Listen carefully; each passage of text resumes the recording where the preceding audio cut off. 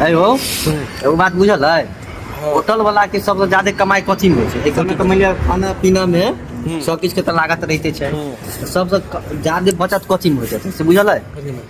पानी के बोतल।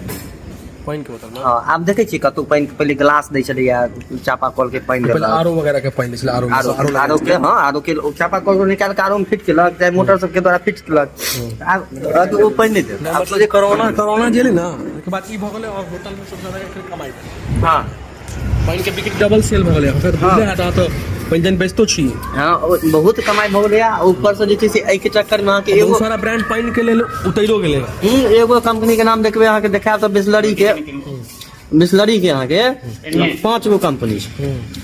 नहीं अहाँ के पते नहीं चलत हां ओरिजिनल कोन बिस्लरी छै, एगो अच्छा के छै। अब अहाँ स्पेलिंग मिलेबे नहीं करबे, ओइ में सबसे ज्यादा कमाई होय छै। हां ई जना ई छै लिया अपन के छै त ओरिजिनल छै त बुझे दिए, लेकिन बढ़िया छै। लेकिन सब ओरिजिनल अहाँ के लेकिन अथी देबक छै, आरो के पानी देबक चाही, जनता के जान बचाव छै।